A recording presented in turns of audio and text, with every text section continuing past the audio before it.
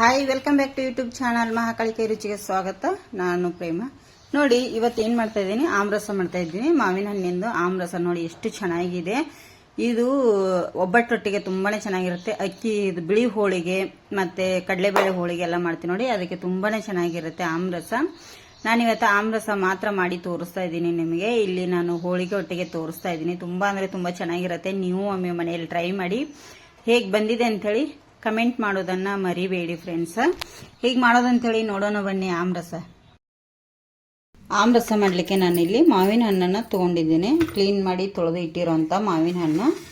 ಈಗ ನಾನು ಈ ಮಾವಿನ ಹಣ್ಣಿಗಿಂದು ಸಿಪ್ಪೆ ಎಲ್ಲ ತಗೊಂಡ್ಬಿಡ್ತೀನಿ. ಮೊದಲಿಗೆ ಈ ಥರ ಕಟ್ ಮಾಡಿ ನೋಡಿ, ಇದನ್ನು ನಾವು ಸಿಪ್ಪೆ ತೆಗಿಬೇಕಾಗತ್ತೆ. ಮೇಲ್ಗಡೆದ್ದು ಬರುತ್ತೆ ಈ ಥರ. ಸಿಪ್ಪೆ ಮಾತ್ರ ತಕ್ಕೋಬೇಕು ಚೆನ್ನಾಗಿ. ನೋಡಿ, ಇಲ್ಲಿ ಮಾವಿನಕಾಯಿ ಈ ಥರ ನಾನೀಗ ಸಿಪ್ಪೆ ತೆಗೆದು ಇಟ್ಕೊಂಡಿದ್ದೇನೆ. ಒಂದೊಂದೇ ತಗೊಂಡು ಈ ಥರ ಸಾಣಿಗೆ ಮೇಲೆ ಇದನ್ನು ತೆಗಿಬೇಕಿದರದ್ದು. ಇದು ಆಮ್ರಸ ಮಾಡೋದಂದರೆ ಒಂದೇ ಲೆವೆಲಾಗಿ ಚೆನ್ನಾಗಿರಬೇಕು. ನೋಡಿ, ಈ ಥರ ತಿಕ್ತಾ ಹೋಗಬೇಕು ನಾವು. ನೋಡಿ, ಇಲ್ಲಿ ಈ ಥರ ಇಲ್ಲಿ ಕೆಳಗೆ ಬೀಳ್ತಾ ಇರ್ತದೆ ಇದು. ಇದೇ ಥರ ಎಲ್ಲವನ್ನು ಈಗ ತಿಕ್ತೇನೆ ನಾನು. ನೋಡಿ, ಬೇಕಾದರೆ ನೀವು ಇದನ್ನು ತೆಗೆದು ಮಿಕ್ಸಿ ಕೂಡ ಮಾಡ್ಕೋಬೋದು. ನಿಮ್ಗೆ ಆಗಲ್ಲ ಅಂದರೆ ನಾನು ಇದೇ ಥರ ಮಾಡ್ತೀನಿ. ಮಿಕ್ಸಿಲಿ ಹಾಕೋದು ಬೇಡ ಅಂಥೇಳಿ ನಾನೀಗ ಇದನ್ನೆಲ್ಲವನ್ನು ತೆಗೆದೆ. ಇದಕ್ಕೆ ರುಚಿಗೆ ತಕ್ಕಷ್ಟು ಸಕ್ಕರೆ ಕೂಡ ಹಾಕ್ತಾಯಿದ್ದೀನಿ. ಸಕ್ಕರೆ ನಿಮಗೆ ಎಷ್ಟು ಬೇಕು ಅಷ್ಟನ್ನು ನೀವು ಹಾಕ್ಕೊಳ್ಳಿ. ಒಂದು 4 ಟೇಬಲ್ ಸ್ಪೂನಷ್ಟು ಸಕ್ಕರೆ ಹಾಕಿದ್ದೀನಿ. ಹಾಗೆ ಇದಕ್ಕೆ ಸ್ವಲ್ಪ ಏಲಕ್ಕಿ ಪೌಡರ್ ಕೂಡ ಹಾಕ್ತೀನಿ. ನೋಡಿ, ಏಲಕ್ಕಿ ಪೌಡರು.